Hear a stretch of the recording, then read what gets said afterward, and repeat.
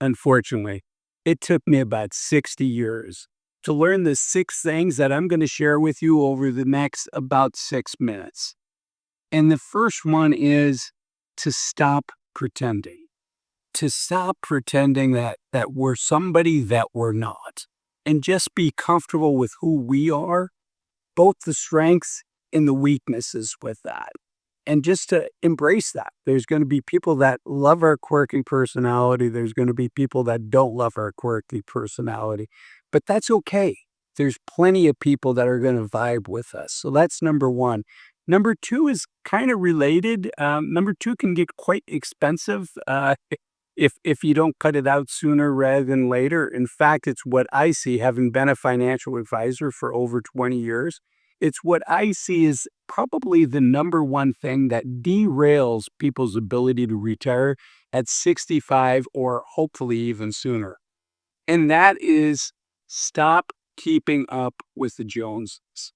This need to have an image, this need, your neighbor buys a nice car, you want a nicer car, even though you already have a nice car.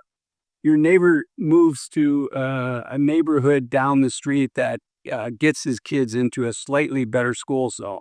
And all of a sudden, you want the same thing. And these are all fine things to want and to do if it's what you want. But if we're doing it because we want to keep up with the Joneses, that can get expensive really quickly. And I find it doesn't bring me joy, which brings me to the third item on my list. And that is stuff doesn't bring me joy.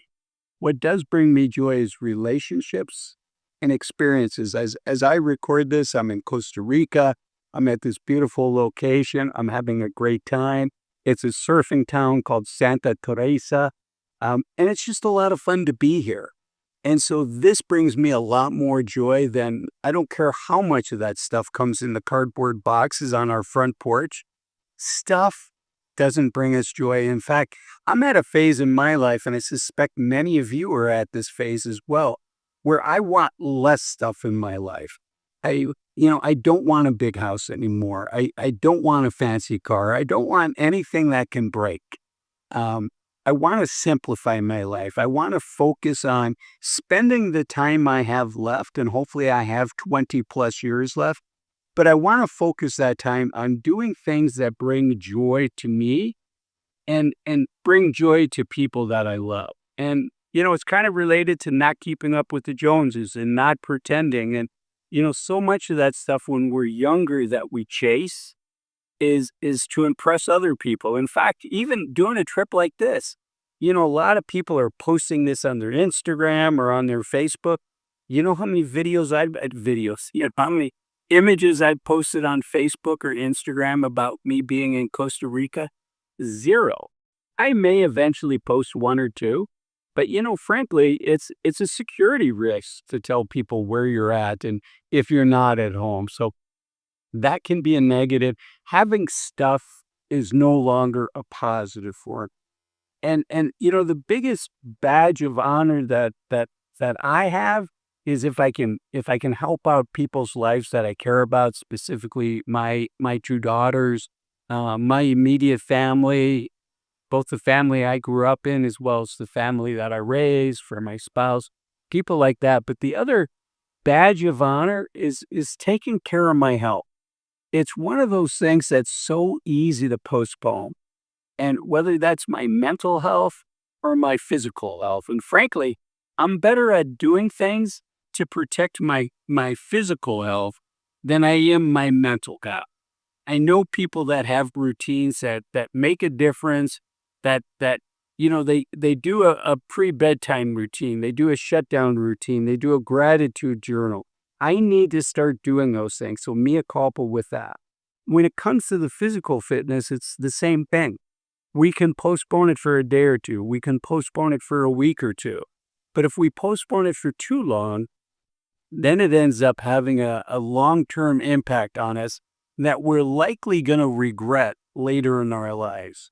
And, I don't want to regret that. I want to squeeze all the juice out of every day that God's going to give me here on this earth and to have as many adventures. And to do that, I need my health.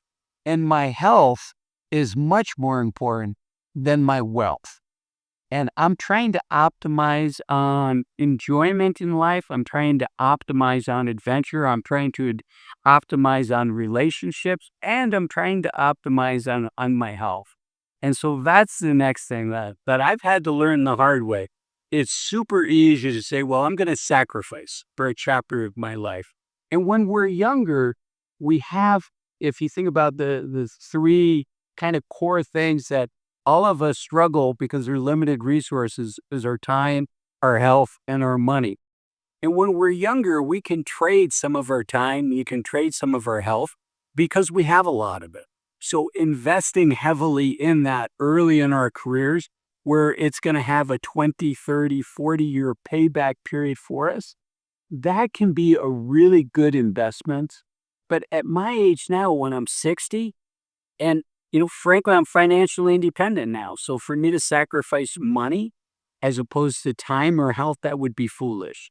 The other thing that's very limited for me is time.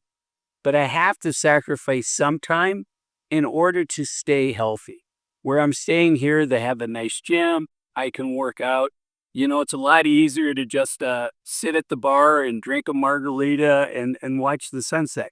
And I get to do that as well. But it's also important that I take the time out of every day and I invest the time for me to do yoga. They have weights here. I can lift weights. And then beautiful to run on the beach. So those are my three core things that I try to do. The next thing, and this is going to sound weird coming from somebody that was a financial advisor, but it's important to switch from being a saver to being a spender. We spend so much of our lives sacrificing today for a better tomorrow financially, right? We work hard, we get up early, we commute, we've got a lot of responsibilities on our shoulders. And it's important that all those sacrifices that we made and the money that we put aside is going to result in us enjoying life more. And that's what I want for you. I want you to not just squeeze all the juice out of the youth of your senior years, but I want you to squeeze all the joy that you can out of the money that you've saved. And frankly, it's hard to transition from being a saver to a spender.